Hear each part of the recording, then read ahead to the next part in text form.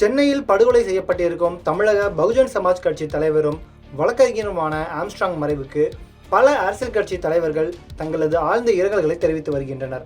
இந்த நிலையில் வன்னியர் தலித் மக்கள் ஒற்றுமைக்காக அவர் சில வருடங்களுக்கு முன்பு பேசிய காணொளி தற்போது இணையத்தில் ட்ரெண்டாகி வருகிறது.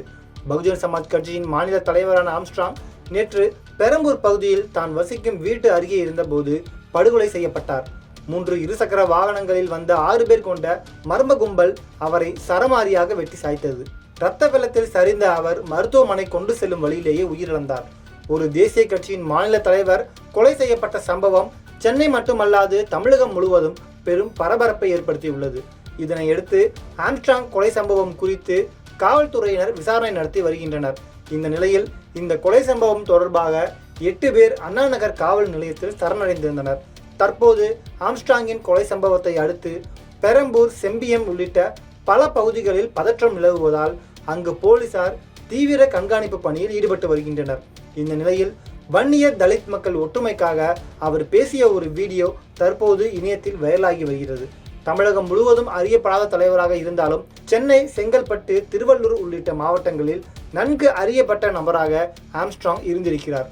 குறிப்பாக சட்டக்கல்லூரி மாணவர்களுக்காகவும் அப்பகுதி தலித் மக்களுக்காகவும் நிறைய போராட்டங்களை முன்னெடுத்து சென்றிருக்கிறார். அதே நேரத்தில் தலித் அரசியல்வாதி என்பதற்காக மற்ற சாதி தலைவர்களையோ சமுதாய தலைவர்களையோ விமர்சிக்காமல் அனைவருடன் இணக்கமாகவே இருந்திருக்கிறார்.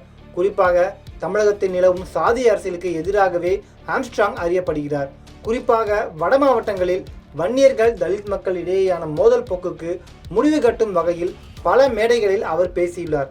இந்த வகையில் அவர் பேசிய ஒரு காணொளி இணையத்தில் வைரலாகி வருகிறது.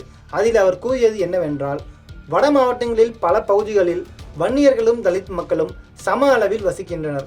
கும்மிடிப்பூண்டியில் 46% தலித் மக்கள் என்றால் வன்னியர்கள் 36% வசிக்கின்றனர். பல தொகுதிகளில் இருவரும் சரிசமமான அளவில் வசிக்கின்றனர். வாக்குப்பெட்டியை பொறுத்தவரை கிட்டத்தட்ட 45%க்கும் மேற்பட்ட வாக்குகள் வன்னியர்கள் தலித் மக்களின் வாக்குகளாக இருக்கிறது. ஆனால் இவர்கள் ஒன்று சேர்ந்தால் அரசியல் புரட்சி ஏற்பட்டுவிடும் என்பதற்காக திட்டமிட்டு சதி நடக்கிறது. இருவரையும் எதிரிகள் போல எதிரெதிரே வைத்துக் கொள்ள வேண்டும் என பல அரசியல் கட்சிகள் சூழ்ச்சிமம் செய்து வருகின்றன. இந்த அரசியலுக்கு முடிவு கட்டும் போதுதான் தமிழன் ஆதிக்குடிகள் அதிகாரத்திற்கு வர முடியும் என அவர் அந்த காணொளியில் பேசியிருக்கிறார். அந்த ஒரு காணொளி தான் தற்போது இணையத்தில் வைரலாகி வருகிறது.